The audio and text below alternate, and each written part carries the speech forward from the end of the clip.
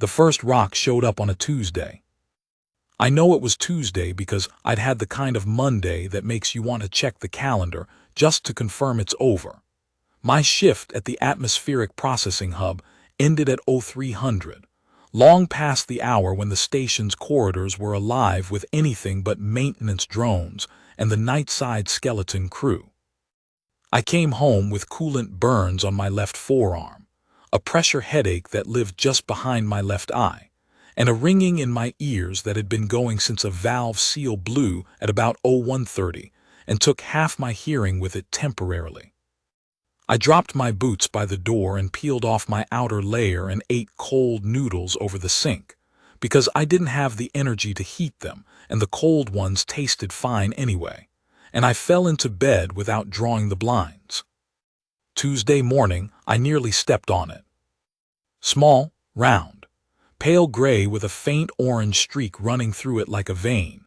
It sat centered on my doormat with the kind of deliberateness that made me look both ways down the corridor before I looked back at it, as if the placement itself was evidence of something intentional, and I needed to confirm I hadn't been sleepwalking and done it myself. Nothing. The hallway of Residential Block 9, Titan Station Vance, was empty in both directions. Recycled air humming through the vents in that particular cycling way it had every 40 seconds or so, a slight change in pressure that you felt in your sinuses more than your ears. The low amber glow of the habitat lights at 6 in the morning turned to 50% brightness on the sleep cycle. The distant deep mechanical groan of the station's rotation bearings, which you either learned to hear as background noise within your first week on Vance, or you put in earplugs and slept with them in for the entire duration of your posting. I picked the rock up and looked at it. It was a nice rock, smooth on all surfaces, worn smooth rather than cut, the kind of smooth that takes a lot of time. Someone had clearly held it many times. It was heavier than it looked, with the satisfying density of something that came from a place with serious gravity. The orange streak caught the amber corridor light in a way that made it look almost warm. I put it on my windowsill and went to make coffee. Her name, the name she gave the station registry anyway, was listed as Vianaro. Apartment 14C, 2 doors down on the same level. She'd moved into Vance 8 weeks before the rock appeared, part of the first cohort of Thale civilians permitted to take up residence in the outer belt stations following the accession treaty. The treaty was 5 years old by then, which was long enough that the initial round of protests and policy debates had subsided into something more like ambient uncertainty. The Thale had been traveling through human space for 11 years. The formal agreement governing their presence was newer. People were still working out what it meant in practical terms.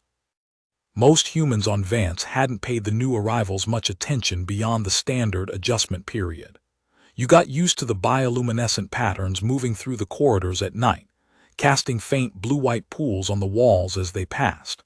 You got used to the faint subsonic hum they emitted when they were in a calm baseline state, not loud enough to hear exactly, but present enough to register somewhere in your chest, like being near heavy equipment that's idling.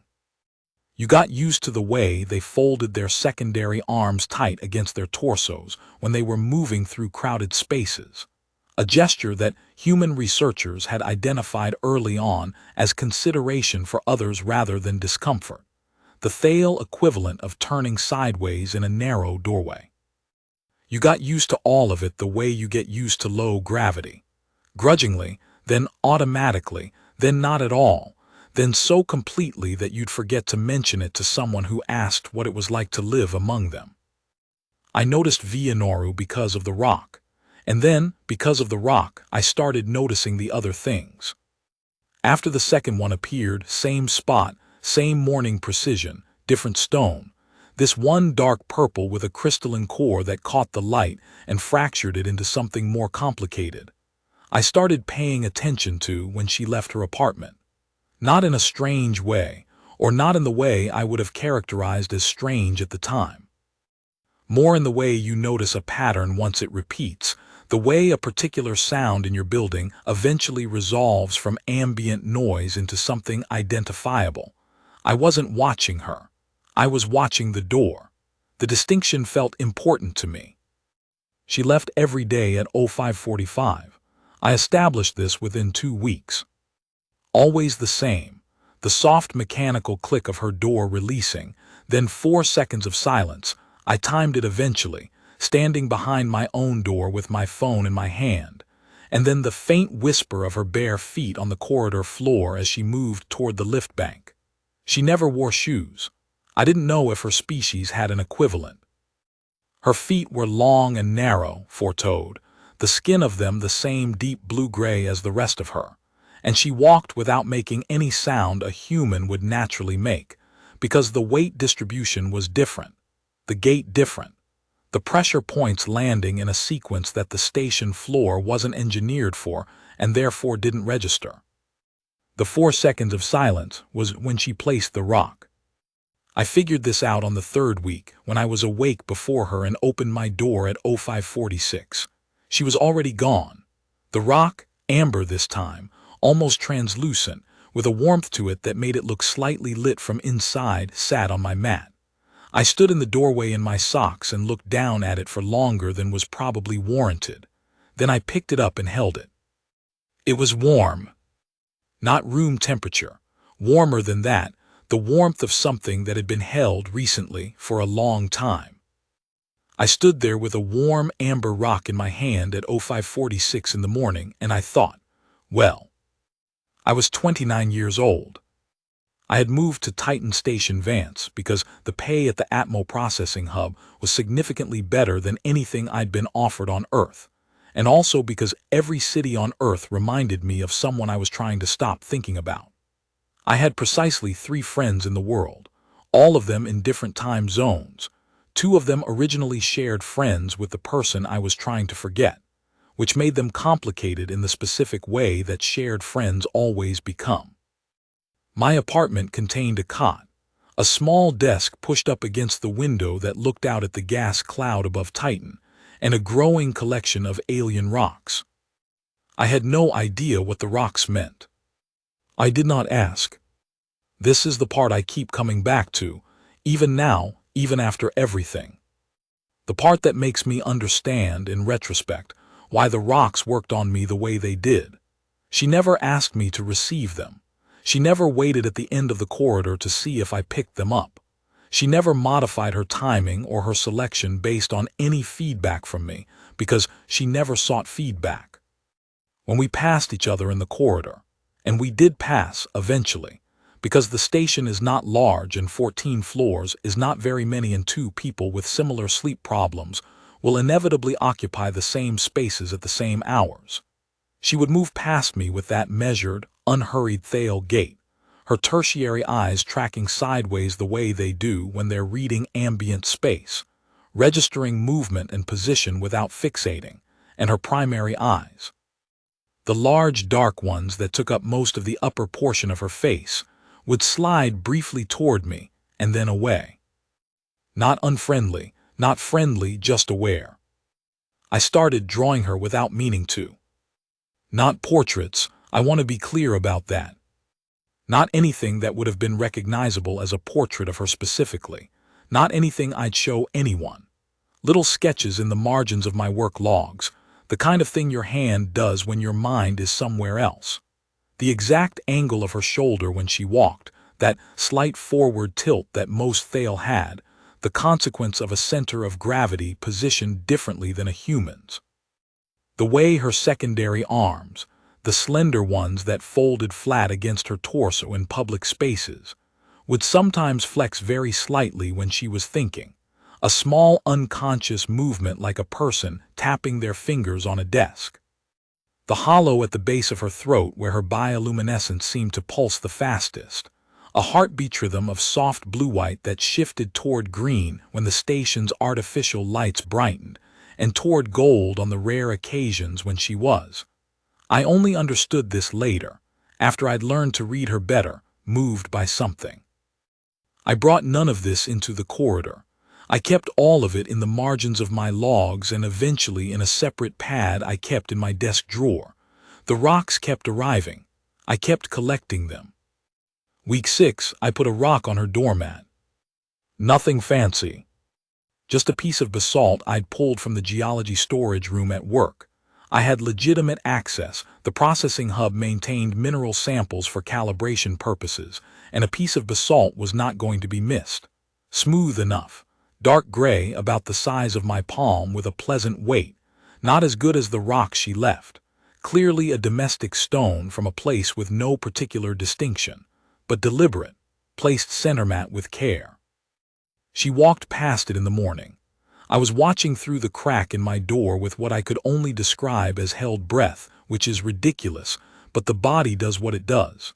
She slowed, just barely, just for a half step, a fractional interruption in that unhurried Thale gait, and looked down. Her secondary arms did the small flex. She stayed like that for approximately 3 seconds. Then she kept walking. That afternoon, when I came back from my shift, there were 2 rocks on my mat. 3 months in, I had built up a working knowledge of her patterns that I maintained with the private, slightly embarrassed dedication of a person who has found something worth paying attention to. She was alone. No other Thale came to visit her. No human friends either, though I'd seen her in the station commissary a handful of times, seated at a corner table with a small device projecting text I couldn't parse, eating with the focused, efficient quality of someone for whom meals are logistics rather than pleasure. She never lingered after she finished. She would close her device, dispose of her tray with the same methodical precision she brought to everything, and leave. No eye contact sought, no conversation initiated, present in the space without being in it somehow. She worked or did something that required her to treat it as work, on something that required her to leave the station twice in the first 3 months via the outer dock bays. Not the main civilian terminal. The outer dock, which was the size of the main terminal but used primarily for cargo and the occasional government vessel, and once a medical emergency transfer. She'd come back both times looking wrong in a way I struggled to name. Not injured. Not tired exactly. The bioluminescence was unchanged. Her gait was unchanged. Her routine resumed seamlessly. But something in her bearing, in the particular way the secondary arms sat against her torso, had a different quality, like something had been running at the wrong frequency and been externally corrected. She ran the outer ring of Deck 7 at 0400 when she couldn't sleep. I knew this because I also couldn't sleep, on a rotating schedule of bad nights that had been with me since before I moved to Vance, and I'd seen her twice from the observation window that overlooks the ring. She ran the way Thale move when they're not moderating themselves for the comfort of the humans around them. Loose-limbed and very fast, that extra lateral articulation in their hip joints making the gait look like something between a controlled sprint and a controlled fall, elegant in a way that has nothing to do with the elegance humans perform. She ran with her secondary arms fully extended for balance. Her bioluminescence at those hours was the dimmest I'd ever seen it from a distance, almost entirely dark, a conservation of something. I never joined her on those nights. I don't know why I didn't exactly. Perhaps I understood, without being able to articulate it, that the rocks had a grammar and I didn't want to introduce a word that would change the meaning of everything else. Perhaps I just wasn't ready. The rocks were a conversation I could have in my own time, at my own pace, without the social architecture of being physically present in someone else's space. Month 4, I left a small drawing on her doormat instead of a rock. Just a sketch, pencil on paper, the old-fashioned kind I still used because the resistance of paper under pencil feels different from any digital equivalent.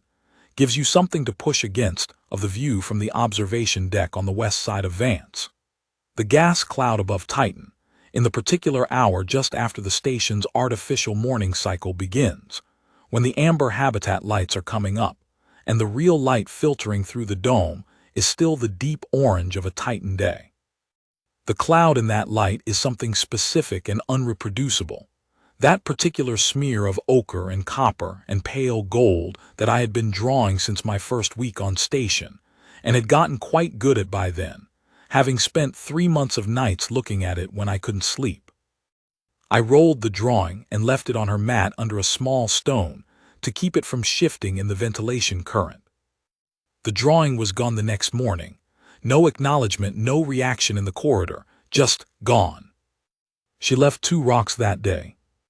Then 3 days later, tucked underneath the 2 rocks when I came back from my shift, a small rectangle of Thale press material, not paper, but something that served a similar function, cream-colored and slightly translucent at the edges, with a texture that felt almost organic under the fingers.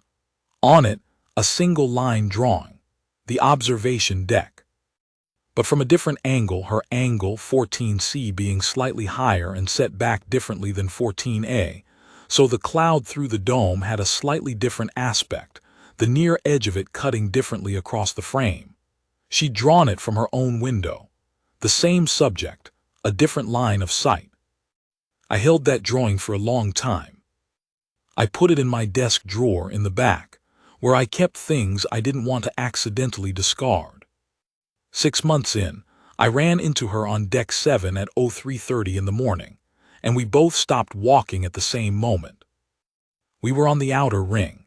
The lights out there are set to a dim blue on the station's night cycle, which is easier on human eyes during sleepless wandering and which, it turns out, is also less disruptive to Thale optical structures during their equivalent rest periods, for entirely different biological reasons. She was going one direction. I was going the other. We stopped about 2 meters apart. She looked at me, I looked at her. Up close, real up close, not quarter glimpse close. The bioluminescence was extraordinary.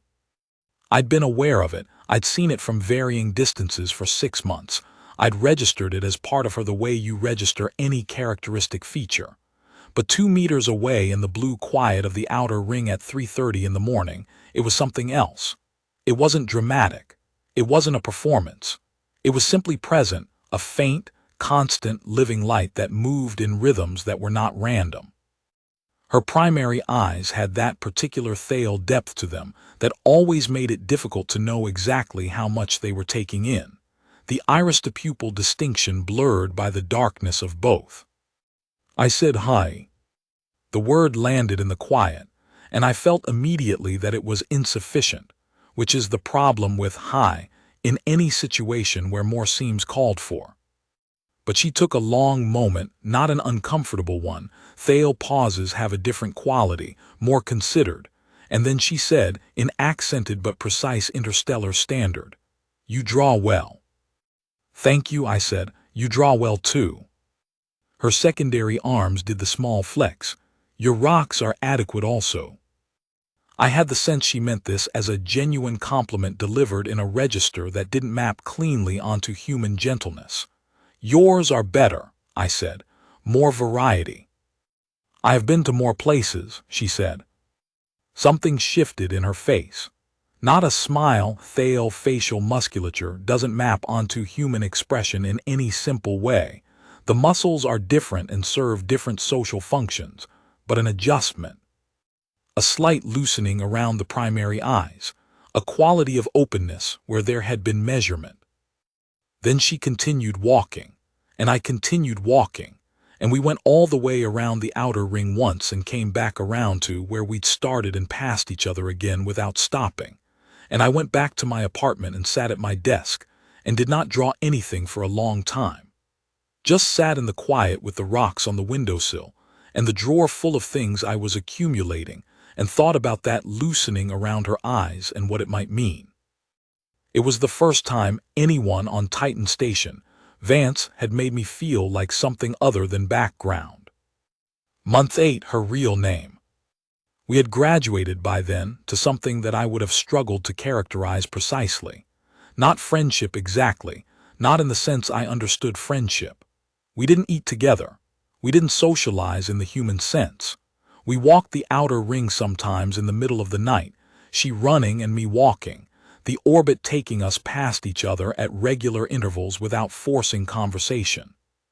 Occasionally we arrived at the commissary at the same time and occupied the same table without quite eating together, the space between our trays containing an understanding that had no name yet. She told me her real name on a morning when we were both in the corridor at the same moment, which was rarer than it sounds. Her patterns had a precision that mine lacked.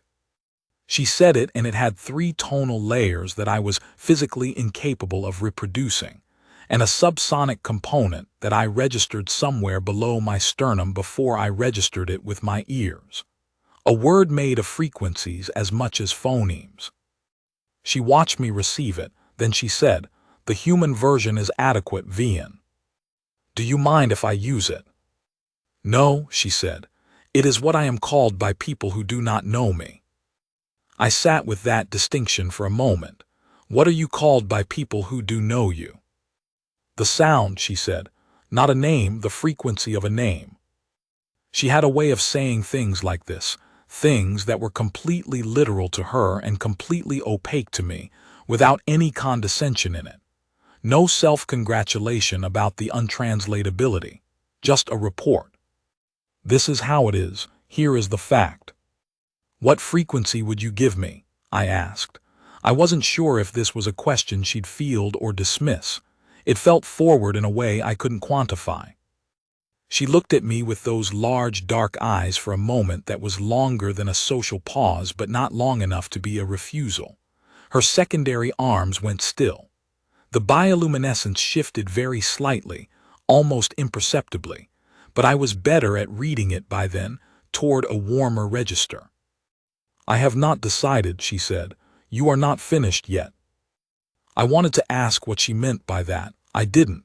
I had begun to understand the vocabulary, not what it said, not yet, but how it worked. You didn't demand translation. You waited. You left the rock and you moved on, and you let the meaning accumulate at its own pace. Year 1. The rocks had accumulated to the point where I'd had to add a second shelf and would shortly need a third. 53 of them by then. I kept an exact count, logged in the margin of my drawing pad. Different sizes, different colors, different textures. Some of them she had clearly carried a long way from wherever she had last been before Vance. Their mineral composition matched nothing in the outer belt's geological record. I'd taken the more unusual ones to the geology team at the processing hub on my days off, carefully, phrased as curiosity rather than as the cataloging project it was becoming. One of them, a translucent blue-green stone she left in the 3rd month of the 2nd year, though I'm running ahead, was from no system I could get an identification on. The geologist I asked looked at it for a long time, and then said it wasn't a composition type in any database she had access to, and took a photo of it for her own records with an expression that suggested she was going to spend some of her own time on the question. I asked Vian about it, carefully, in one of our corridor conversations. She was quiet for long enough that I thought I'd misjudged, that some questions existed outside the acceptable range of our particular vocabulary. Then she said, "Somewhere I cannot go back to." "I'm sorry," I said.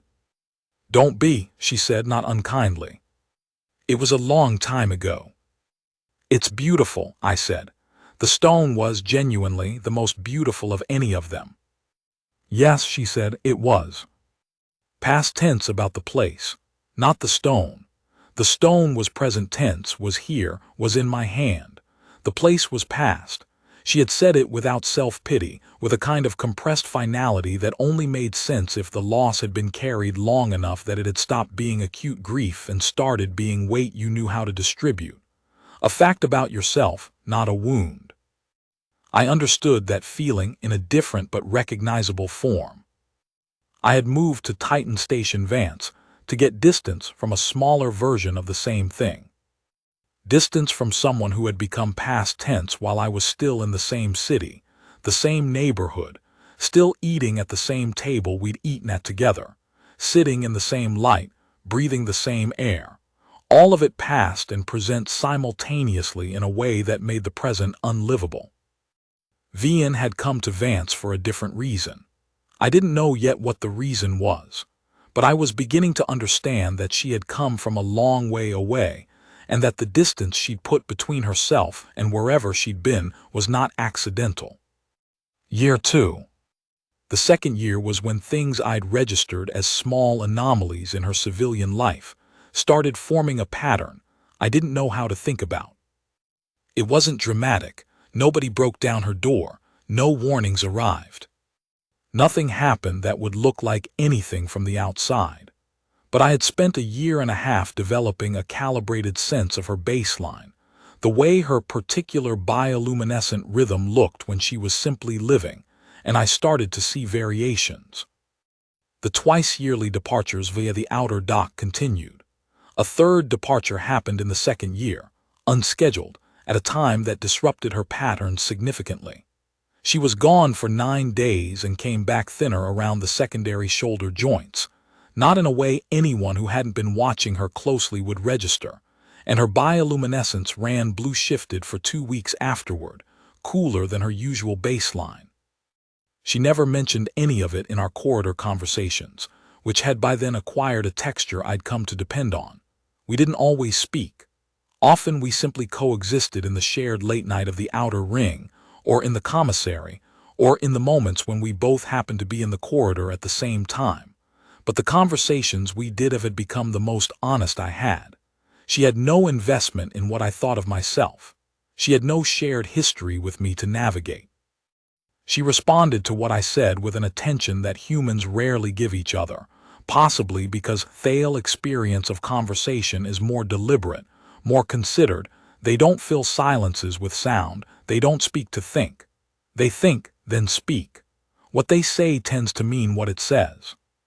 What she never said was anything about the outer dock departures, the courier drops, the sustained low-grade alertness I started to see in her bearing toward the middle of the second year. Not anxiety exactly. Something that looked more like a person who had been expecting a knock on the door for a long time and had trained themselves not to keep looking at the door. I noticed a Thale delegation arrive on Vance for the treaty review in month 17. 12 officials, 2 aides, a security detail, and a woman named Delegate Arath who was on the outer station circuit, and who I recognized from the public coverage of the treaty negotiations 5 years prior. Standard diplomatic visit, 3 days. The station turned out its human diplomatic staff. There were receptions. Vian disappeared into her apartment 3 days before the delegation arrived. She didn't come out until they were gone. I left 3 rocks while she was in there, small ones, just to mark the time. Year 2, month 8, the drawing of the shelf.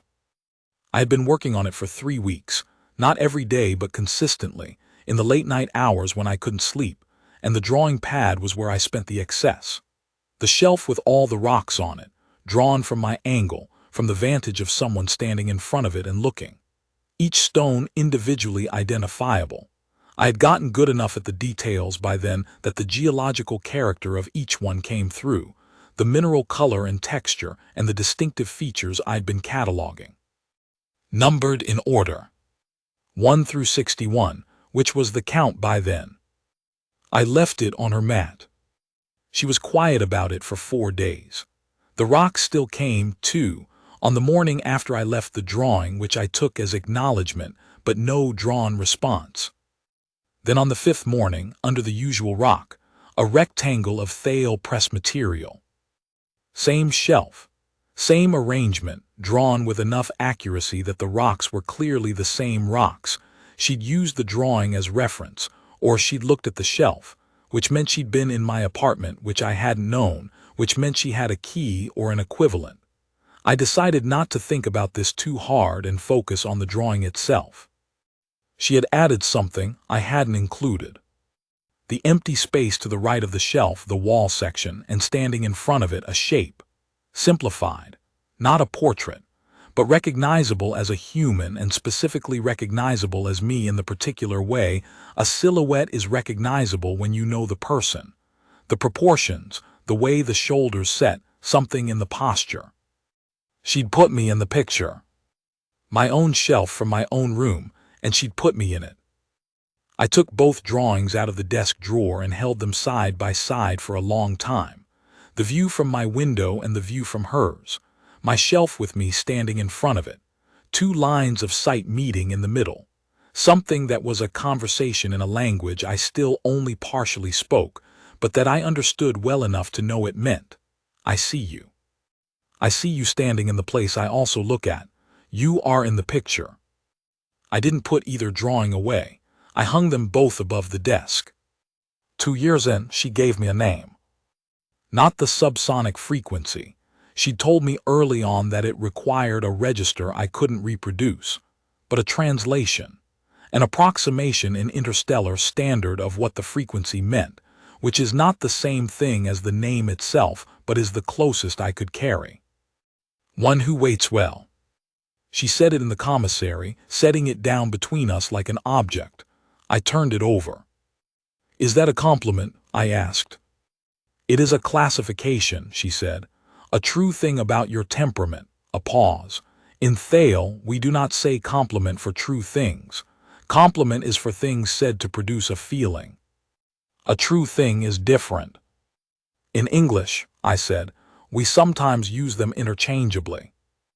I know, she said, this is a true thing. I thought about it for a while. Do you wait well? I asked. She looked at me with those large dark eyes, and the secondary arms did the small flex I'd come to associate with a kind of considered amusement. No, she said. I wait, but not well.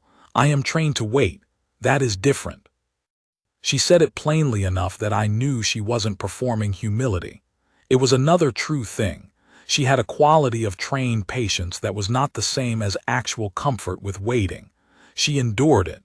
She had tools for it. Underneath those tools was something that did not rest. I thought about that a lot in the months that followed. The way she left rocks with the precision of someone who had learned to make gestures complete in themselves, self-sufficient, not contingent on response.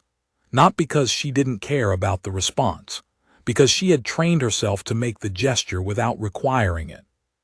Something had done that to her, some particular history, I still didn't know what. Year 2, month 11. I watched her.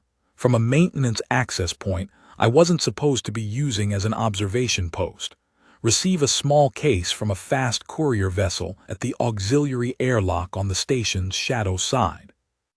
I had been rerouting coolant conduits in that section for 3 hours. The access point gave an unobstructed view of the airlock because the access point was directly above it and the section was dark. I had a headlamp. I had been working with my back to the airlock for most of the 3 hours and had only turned around because I heard the airlock cycle, which you felt more than heard at that depth in the station's structure, a pressure differential registered in the sinuses, and turned to check that it was a sanctioned operation. The courier vessel was small, fast, no markings I recognized. It held position outside the airlock for less than 4 minutes. Vian was there when it cycled. She'd come from the station interior. She must have known the time, and she stood at the inner threshold while someone from the vessel handed through the case. No words that I could see. The case was transferred, the vessel undocked, and Vian stood still for a moment with the case in her hands. Her bioluminescence went completely dark. I had never seen it go entirely dark before. In the 18 months I'd been calibrated to her baseline, the lowest I'd ever seen was the dim pre-dawn running dark, not off, just very low. This was off. 20 seconds approximately. The shadow side of the station, the maintenance dark, and her standing in the airlock threshold with a case in her hands and no light coming from her at all. Then it came back to baseline. She turned and walked back into the station interior. She didn't look up. She couldn't have seen me in the maintenance access point. I sat up there for a while after she'd gone, in the dark with the coolant conduit half rerouted, and thought about what I'd seen. I didn't tell anyone. Not because I was protecting her. I didn't yet have language for what I was doing. But because whatever it was existed inside the private vocabulary we'd built, and I understood that the vocabulary didn't include reporting to third parties. Year 3. The nights on the outer ring had become something I relied on. Not because we talked, necessarily. Often we didn't, Vian running her laps and me walking mine, our orbits crossing at the regular mathematics of 2 different paces on the same circuit. But because the particular quality of presence she had, that awareness without demand, that thale capacity for occupying shared space without filling it, had become the thing that made the late-night hours inhabitable rather than just endurable. I had stopped thinking by then of what I felt in any structured way. The vocabulary that human culture provided for the situation, falling for someone, catching feelings, being in love, whatever construction you chose, didn't fit the shape of what had actually happened, which was more like, I had learned someone. I had accumulated over 3 years a working knowledge of a specific person's particular frequencies, the way she moved and the way she thought, and the way she chose to mark time and place and value. I had translated enough of her that her presence was calibrating. I knew who I was in relationship to who she was, which is the thing you lose when you're on your own too long, the reference point, the other data. That sounds clinical. It wasn't. It was the least clinical thing I had felt in a long time. The rocks by then were 71. She had left them without interruption for 3 years minus 4 days, the 4 days she'd been in her apartment when the delegation visited.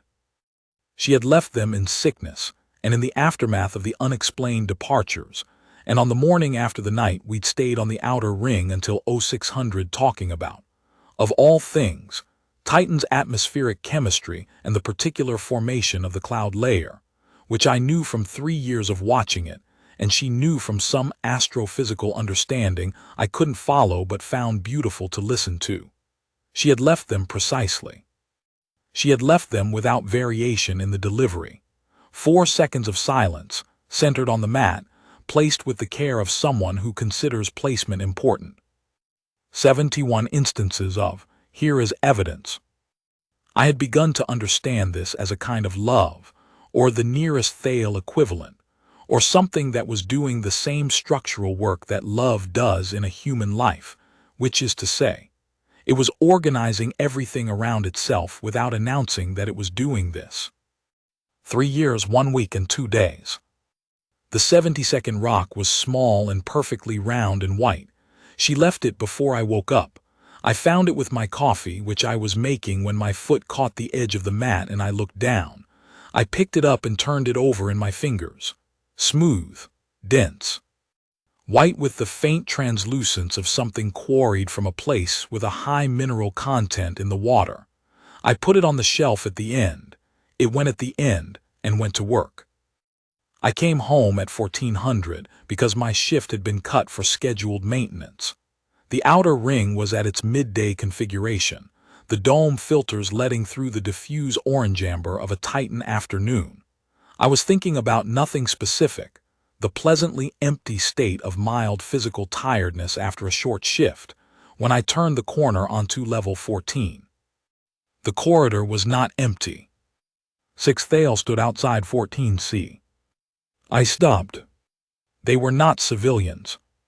Civilians carry themselves differently. I had learned to read this, 2.5 years of close observation giving me a working literacy in Thale body language I didn't have formal language for. These 6 moved with a compression I'd only ever seen in Vian on the nights she forgot to moderate, the nights on the outer ring when she was running purely. But this was different. This compression was external, professional, the kind that comes from training rather than from nature.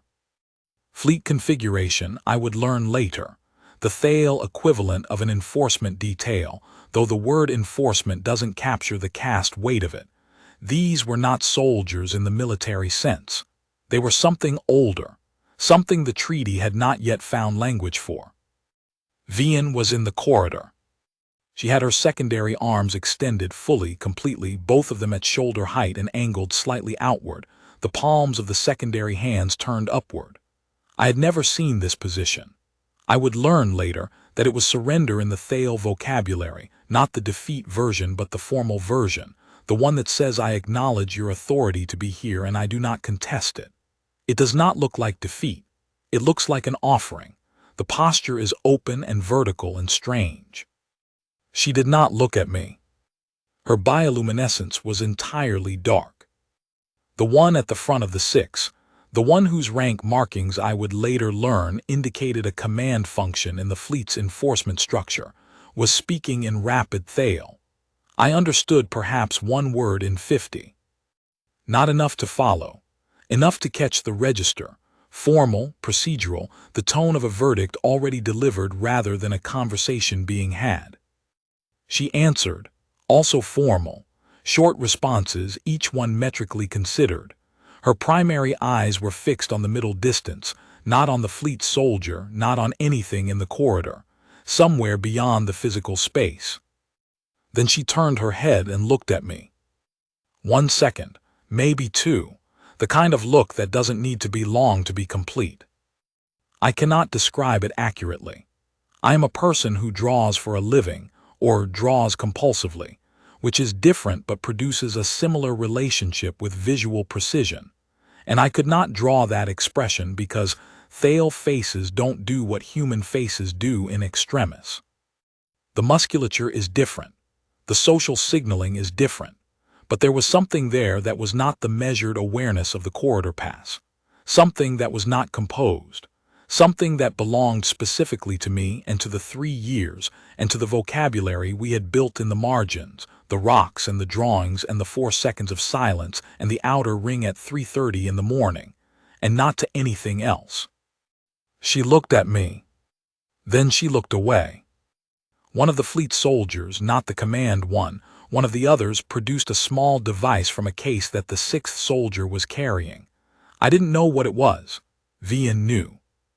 Her secondary arms, still in the offering position, tightened very slightly, the smallest possible non-formal gesture, visible only because I knew what her arms looked like at baseline, knew the particular resting tension.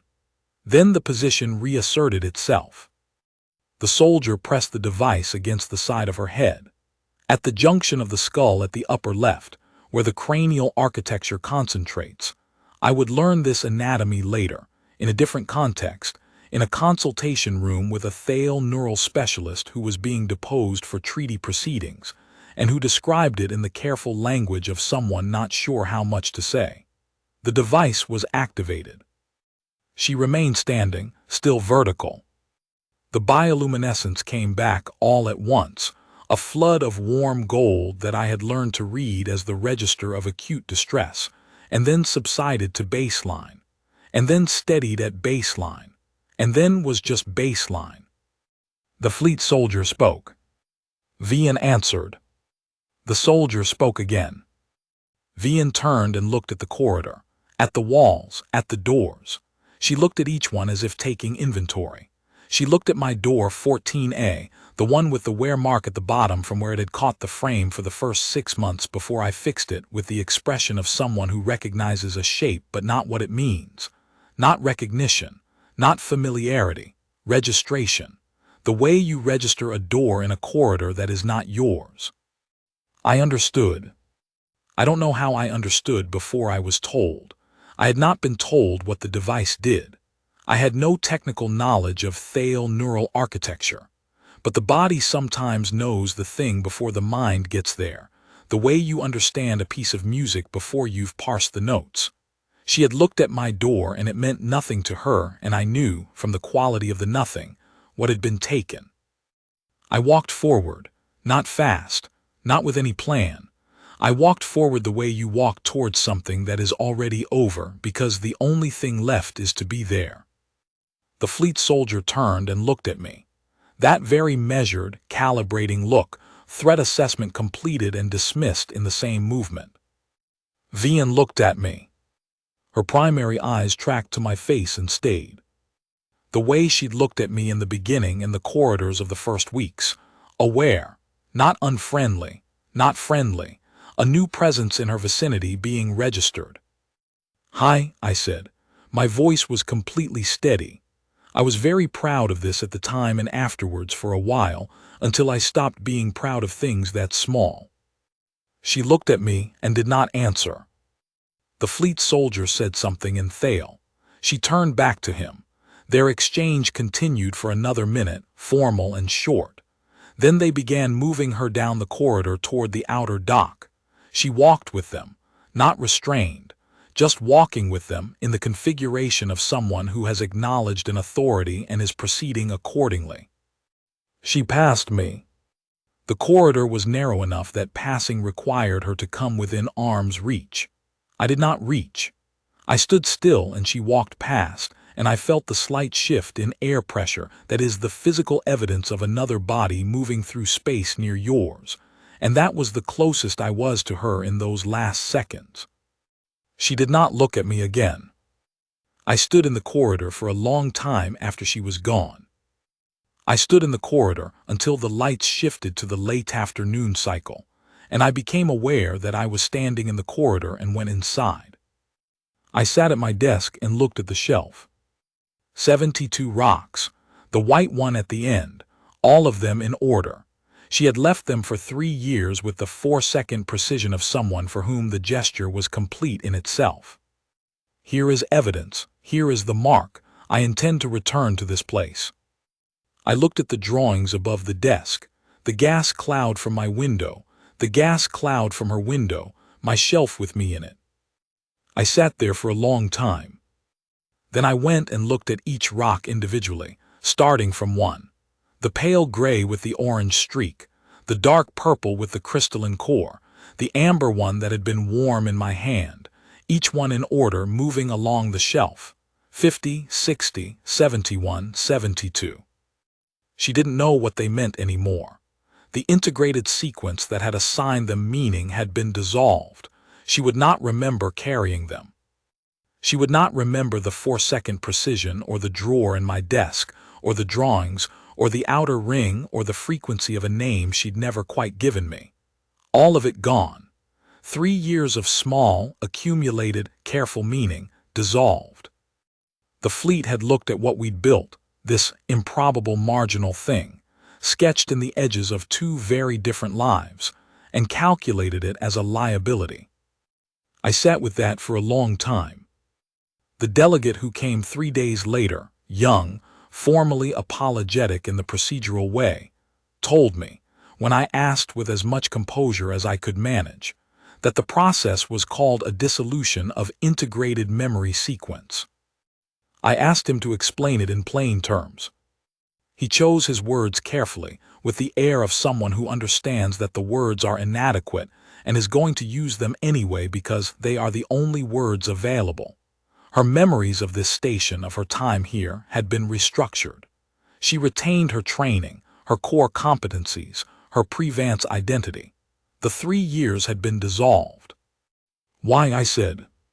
He hesitated. Something like personal discomfort, genuinely felt rather than performed. She was operating under orders that required her to maintain a low profile.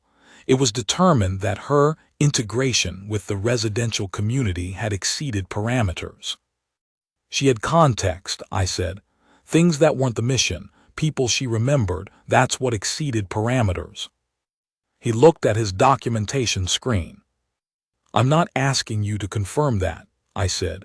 I'm just saying it out loud because someone should. He looked up. He was young, and he had the eyes of someone who came from a species that had been doing this particular erasure, for long enough to have complicated feelings about it that his role required him not to express. He looked at me with those eyes for a moment. I'm sorry, he said, and then, for what that is worth. Something, I said. Not much, but something, thank you. He left. I went back to the desk.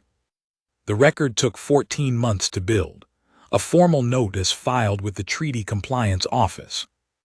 A consultation with Doris Nakamura, the human lawyer who had been working the gaps in the accession treaty for 3 years, and who listened to my account with the focused attention of someone who has been looking for a specific type of case and has just been handed it. The testimony of the young delegate, Orrin Voth, who could not advocate but knew which questions, asked in the right order, produced the kind of institutional review that is hard to quietly dismiss.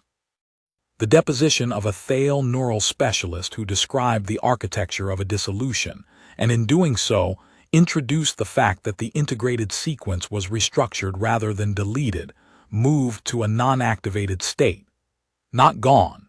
Accessible, under specific circumstances, through accumulation of resonant stimulus.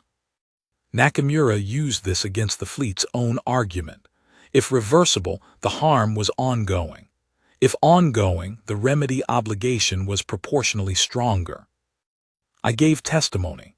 I brought the drawings. I brought the rocks, 72 of them in a padded case, as physical evidence of a sustained social relationship. Not a legal category that existed yet, but that Nakamura argued should, with the particular precision of a lawyer who knows she is making new ground and knows how to make ground. Here is a relationship. Here is its record. Here is evidence that it was real, and that the dissolution of it without consent constituted a violation of the mutual integration provision under Section 14, subsection 3. The rocks sat in the treaty compliance hearing room for 3 days. No one touched them. They sat in their padded case, and they were, in some sense, the clearest argument in the room. The Vance provisions. The treaty amendment that came out of the case, 11 months after filing, established the prohibition on unilateral cognitive intervention affecting civilian residents of human stations. It didn't reverse what had been done to Vian. Reversal wasn't technically possible with current understanding of the neural architecture. The non-activated state existed, but accessing it required resonant stimulus that couldn't be externally administered.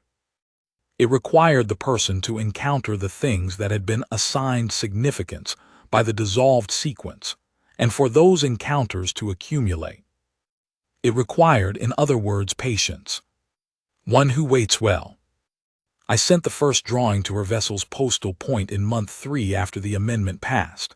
She had been assigned to treaty survey work in the outer belt, public registry information, legitimate to know. I sent the drawing through civilian post, logged, documented. The gas cloud above Titan. My angle, my window, the particular ochre and copper and pale gold of the afternoon cycle.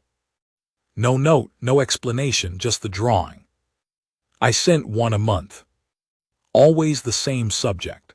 Different times of day, different atmospheric conditions, different moments in the cloud's slow rotation. The gas cloud above Titan, which is never exactly the same twice, which I had been drawing for over 4 years by then, which was the thing I drew best in the world. I was not asking her to remember. I understood that I could not ask her to remember. I was doing the thing she had taught me to do without ever explaining that she was teaching it. The gesture complete in itself. Here is evidence of a place. Here is evidence of a person who considers this place worth marking. Here is the mark. Month after month, the drawings leaving on schedule. Month 8. I came home from a late shift. Coolant burns again. The same valve seal section. I needed to put in a permanent request for replacement parts and kept forgetting, and nearly stepped on something on my mat. A rock. Small pale gray, with an orange streak through it like a vein. I looked at it for a very long time before I bent down and picked it up. It was smooth. Someone had held it many times. It was the same temperature as the corridor, not warm, not the warmth of something recently carried. It had been here for a while. She'd been through Vance on a survey layover, possibly, or she'd arranged the shipping. I didn't know. I didn't need to know. I held it. I didn't know if she knew what she was doing. I didn't know if the non-activated state was reaching. I didn't know if she'd received the drawings or opened the package, or if this rock had been chosen, because something in her that couldn't articulate a reason had chosen it anyway. I didn't know if this was the first echo of the integrated sequence, or just a person on a survey vessel who had learned somehow to send rocks to the person who sent her drawings of a gas cloud. I didn't need to know. I put it on the shelf. At the end, after the white one, 73. And then I went to the desk and I sat down and I opened the drawing pad and I looked out the window at the gas cloud above Titan. The late afternoon light through the dome filters, the cloud in its slow turn, the ochre and copper and pale gold of it, the particular way the near edge caught the light right now. I picked up the pencil. I started drawing. Here is the place. Here is evidence. I was here, and I intend to be here, and this is what the place looks like in this light at this hour on this particular day, which is the only day it will ever be. I drew it. I would draw it again tomorrow. I would keep drawing it. There's a thing that happens when you commit to a gesture that may never be received. I didn't understand this when I started sending the drawings. I thought I understood it. I had the intellectual framework. The 3 years of watching her leave rocks with the precision of someone who had made the leaving itself the complete act, independent of reception. I thought I'd absorbed the lesson. But understanding something intellectually and understanding it in your body are different things, and the body's version takes longer and requires actual practice. Practice looked like this: making the drawing, dating it, rolling it, packing it, addressing it to Via Nauru Survey Vessel Adeth Reach Outer Belt Survey Circuit 7, care of the Outer Belt Postal Relay, sending it. Then going to work the next day without wondering whether it had arrived, whether she'd opened it, whether it had landed anywhere in her that was recognizable. The first 3 months, I was not good at this. I thought about it constantly. Every drawing I sent I mentally tracked. Would it arrive? Had it arrived? Was it sitting in a postal queue, or had she looked at it that morning over whatever the Thale equivalent of coffee was? I drew the cloud and I rolled the drawing and I addressed the package, and I was already drafting the next month's while thinking about whether she'd received last month's, none of which served any purpose. The drawing either accumulated or it didn't. The resonant stimulus either reached whatever needed reaching or it didn't. My thinking about it did not affect this. Month 4 I stopped tracking. Not because I achieved some meditative equanimity about it. More because the hub had a bad maintenance cycle that month and I was working doubles, and I simply did not have the cognitive bandwidth. And on the other side of the doubles was a month where I hadn't been tracking and had drawn anyway. And I realized, in the specific way that something becomes clear when you stop looking directly at it, that the drawing was the thing that mattered, and the not knowing was just the condition under which you did it. She had known this for a long time. She had left rocks for me from the very first week without any mechanism for feedback. No way to know if I'd received them, kept them, thrown them away, moved out and left them for the next tenant. She had left them anyway, complete in the leaving. I was learning to do the same thing, late, in the way you learn things from someone after they're gone. The gas cloud above Titan is approximately 400 kilometers above the station's dome. It is not a geological feature. It is atmospheric, which means it moves, which means it changes, which means it is never quite the same twice even when it looks nearly the same.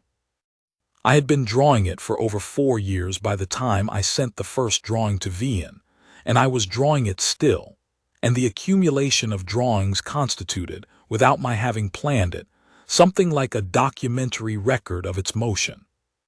A time-lapse built from single moments, each one true on the day it was made. I thought sometimes about what she had called me, one who waits well.